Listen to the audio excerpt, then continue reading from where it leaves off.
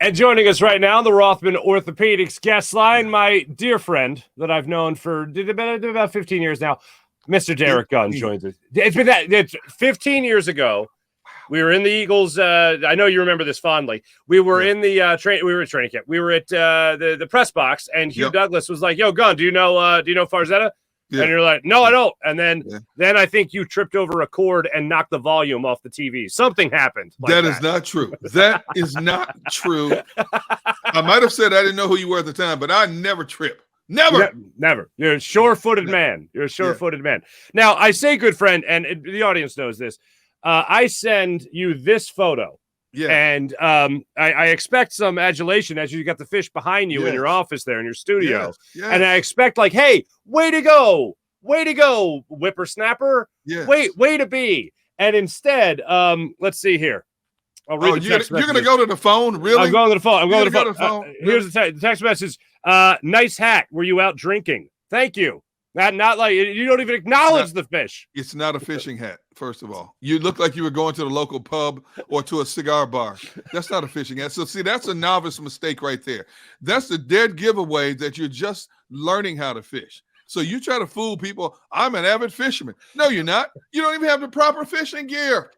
What are you doing? I was getting weird looks on the Shenandoah River in Virginia. So I was getting some weird looks. Now that is like a 10-year-old hat. Does that matter at all? No, it's more like a drinking cigar smoking hat. No, you need to get you a real fisherman hat, man. Whether it's a baseball cap hat or get one of those wide brim hats that we like the safari hat type. You got to get one of those. I'm serious, man. I got a couple of them. Okay, all right. Well, bring one. I don't mind taking an old one from you. Bring one Monday night, Ocean Casino, where you and I are going to be doing the pregame show with our dear friend Seth Joyner as well on the Jake and Media YouTube channel. Absolutely. As I am, and I'm we break stones, of course, but I am so excited to be working with you again for this football season on the Jake and Media platform, my friend. The first show I thought I thought we pulled it off pretty well. Yeah, I did too. We had some minor technical glitches, but when you consider the organic chemistry between me, you, and Seth, I knew the show was going to work. Everything else takes care of itself, and it was the first one, so you hit the ground running. You build from there. There you go. I love the chemistry, the conversation, and I'll tell you what. After doing a 3-hour show every day, Monday through Friday, from noon to 3, with Barrett Brooks and Rob Ellis on Sports Take on the Jacob Sports Media platform, that hour went by so fast. I said, are we just 30 minutes into this thing? We're already an hour into it, man. We were blazing. Yeah, we were cooking, man. We were really cooking, and there's plenty of stuff to talk about, obviously, right before an Eagles game as we do that pregame show. Right. You mentioned natural chemistry. You mentioned getting out of the gates quickly. Eagles got out of the gates a little slow in their first series, and then obviously allowed that opening drive touchdown against the Lions. We finally get to bury all of that. They were slow in the beginning, pretty good in the middle, and then ended rather, not great. Now they got the Vikings coming up, of course, on Monday night. Now, before we go into the weekend here, Gunner, I got to get your take on this. Before, final press conferences happen, before final injuries have happened or anything like that, what is your gut feeling going up against the Minnesota Vikings? It's going to be a knockdown, drag-out fight. It could come down to who has the ball last. If that Eagles defense played a similar game as they did against Detroit, they're going to get beat, but I trust the players are going to look at their film over and over and over, and they have, and correct some of the mistakes, especially gap control on the running plays, because I did not expect. I knew DeAndre Swift is a quality back. He's one of the better backs in the league. I knew Detroit had a good offensive line. See, people who said. There were two folds of people. I expect them to blow out Detroit. I never expected them to blow out Detroit, number one. Number two, the strength of Detroit's team was their offensive line. They had 3 first-round picks on that offensive line. 2 of them didn't play because of injuries, but the backups played well. Detroit has a really good offensive line, and they have a couple of good running backs in Swift and Jamal Williams as well, and they both ran the ball hard. Swift had $144. Rushing totally at 161, but I was surprised they had 161 yards rushing on this Eagles defensive front. And I was surprised that the Eagles never made the adjustments because Detroit was trapping them all night to open lanes for the backs to run through. And the defensive coordinator and the personnel just never made the necessary adjustments. They did on 3 series. After Detroit went down and smacked them in the mouth in their first series, Jonathan Gannon attacked more. And you can see Jared Goff is not a comfortable quarterback. There's some quarterbacks that dare you to blitz them, and they'll beat you all day in a blitz. Jared Goff is not one of those quarterbacks. Jared Goff, you could tell he was nervous, got rid of the ball, overthrowing the ball, underthrowing the ball. Those 3 consecutive series when the Eagles really ramped up the pressure on him. Didn't get him down, but ramped up the pressure on him. Then after that, all of a sudden, they got away from it. And I'm thinking, why did you get away from what's working? Why? And that's what everybody's asking. Why did you get away from what was working? You had Jared Goff right where you wanted him. He didn't want any parts of that Eagles defense at that point. He didn't want to get hit. Mm-hmm. But then you play back into their hand and allow them to creep back in that game. But even with that said, when it was 31-14, 38-21, I still thought the game was over. And all of a sudden, 38-28, 38-35. They got a little too hairy. But you know what, Mark? We can hem and haw and moan about what they should have done better. But when you look across the league at some of the crazy outcomes of the games in that first week, which is standard, everybody's rusty the first week. It's like opening auditions. The fact that the Eagles came out on top is the most important thing. Mm-hmm. They didn't get embarrassed like Dallas did. They didn't blow a game like Cincinnati did. They didn't blow a game like Tennessee did and allow the Giants to win that game. They weren't the Colts and the Texans playing to a 20-all tie. First week of the season, we have a tie already. I mean, seriously. So the Eagles did get the W, and they will improve from there. I still can't get over the Giants winning that game. They were down 13 at halftime. Titans put them. I thought they put them away when they went up 20-13, and they didn't, unfortunately. But I hate to say this though, Brian Daboll is going to get that program right. He told all the players in training camp, "I'm going to be an aggressive coach." And when you look at what he said after the game, he said, when we scored that touchdown to get within 1, I looked at defensive players and say, "Hey, I'm going for 2. What do you think?" And the player said, a team that had the record they had last, "Oh, no, let's play for the tie and try to get a break in overtime." They said, "Go for it." Yeah. And they win the game in regulation. That takes some balls to do what he did in the opening game of the season. And it turned out, you know what that does for locker room morale when you're trying to turn something around? Yeah. And I think once he gets the type of quarterback he wants and the personnel that he wants on both sides of the football, not this year, but within probably next year, the next 2 years, the Giants are going to be a heck of a team to deal with. Mm-hmm. No, I unfortunately agree. I just think they still need a quarterback. They got a pretty damn good running back. I agree. But I'm with you in terms of they will be better than what they were last year. No doubt about that. Let me ask you about this there, Gunner. You just had an interview recently with Brandon Graham and talking about morale. You and Brandon have met each other once or twice before, from what I understand. Casual acquaintance. Yeah. When you talk about morale, right? And you talk about people rallying around their quarterback, rallying behind their veteran players like Brandon Graham and Jason Kelce. It certainly seems like this team, even before they played in week 1, they still seem like that very solid, cohesive unit where everybody's got everybody's back, next man up, whatever you want to call it. Right. And Brandon Graham's a big part of that. There's no question. They only have a handful of players left from that Super Bowl team in 2017. And when Jason Kelce delivered that message about we haven't won anything yet, we have to put in the work. A message like that could only come from a Jason Kelce because he's so passionate. I'm not saying it couldn't have come from a Brandon Graham, but a message like that had to come from a Jason Kelce. And and I said on our show Sports Take, maybe at the time Jason could sense that some of the players, new players, young players, were starting to feel themselves because they'd had such a great training camp. You know me, I never equate much to training camps and preseason games anyway, because everybody's great in training camp and preseason. So I said, maybe they started feeling themselves a little bit, and Jason Kelce had to bring them off that high horse and bring them back down to earth just a little bit.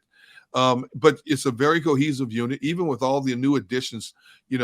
One thing Howie Roseman and Jeffrey Lurie consistently wanted to do is to change the culture of this team, the locker room culture, the camaraderie culture of this team. And they have done a very good job of that through the years, the Doug Peterson era, so on and so forth. And it continues now. So yeah, that bond, that chemistry, that cohesiveness among teammates is there, and it will only get stronger as they go along.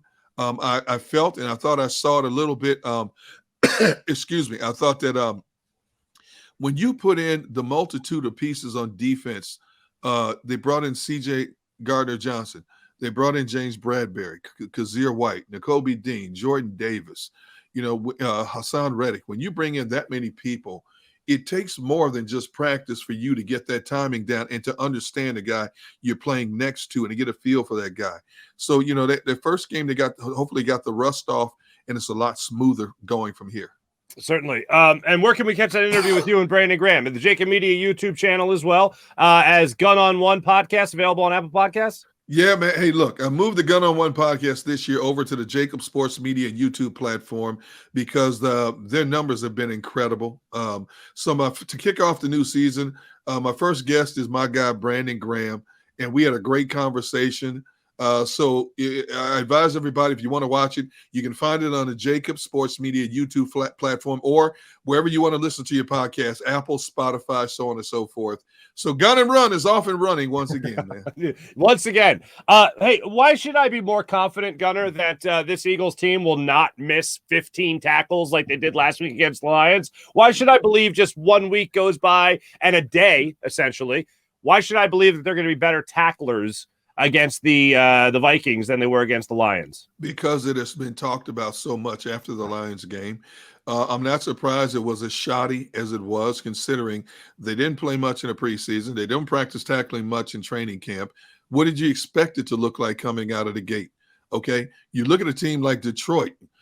Dan Campbell, as we saw in Hard Knocks, and obviously I don't get caught up in the Hard Knocks hype, but from what I found out about Dan Campbell, ran that team through the ringer. And the battle cry in Detroit was, we're not that 3-13-1 team we were a year ago, but in order to prove that, we have to be a better team. So he had them dudes out there practicing hard in that limited amount of time you're allowed to practice in now. And it showed. Look at the difference in the tackling between Detroit compared to the Eagles.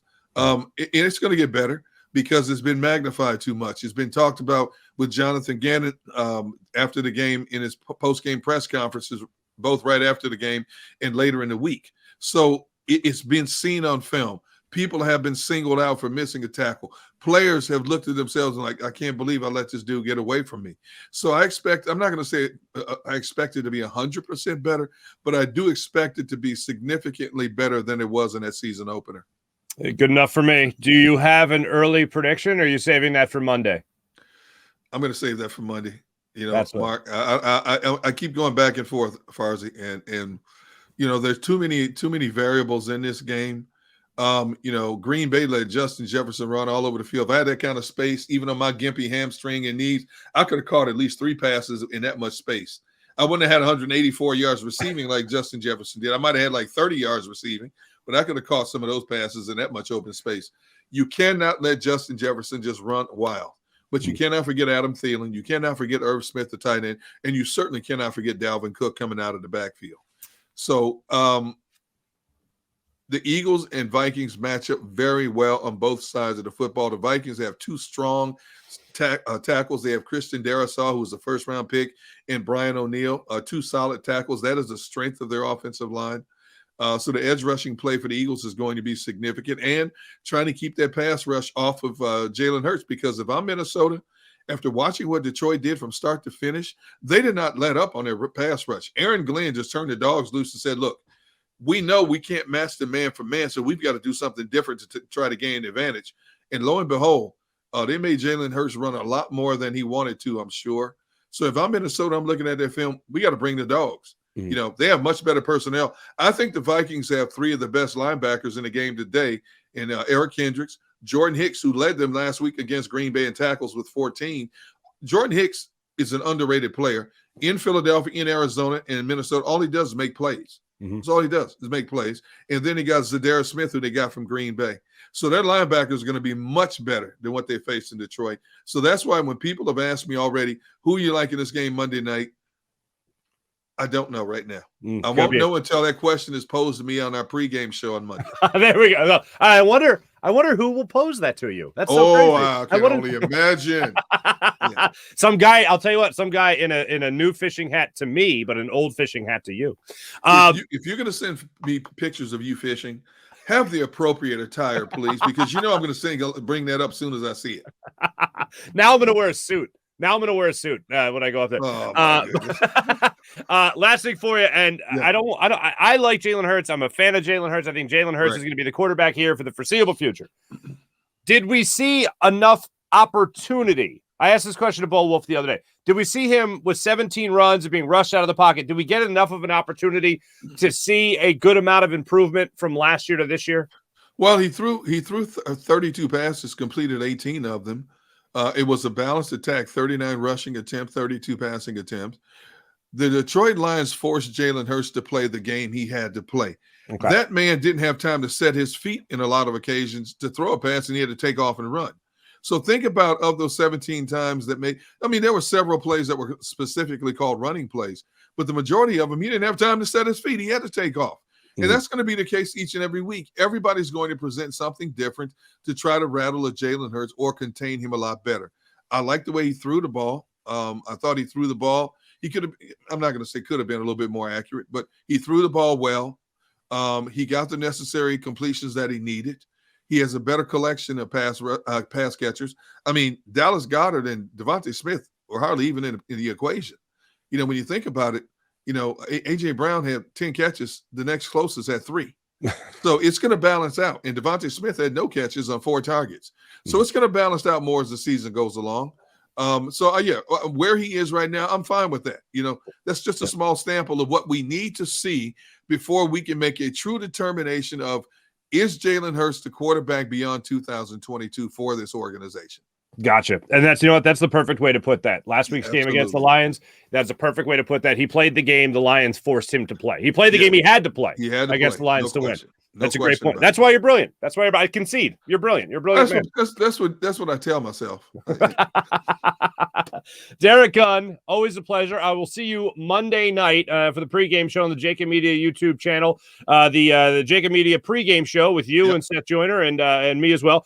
And also Sports Take. Catch you on the Jacob Media YouTube channel there. And Gun on One, your guest Brandon Graham. Gunner, I'll see you on Monday night, my friend. All right, brother. I look forward to it, man.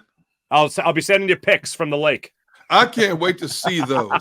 And I'll try to be a little bit more forgiving when I critique what you're showing me. No. I don't. That's not why I stay friends with you. I stay friends with you because of your harsh criticism. You demand perfection. That's a little sick, isn't it? That's sick.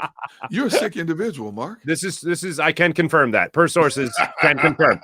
Derek Gunn, ladies and gentlemen, the one, the only. Thanks, Gunner. You're welcome, brother. Derek Gunn joining us on the Rothman Orthopedics guest line.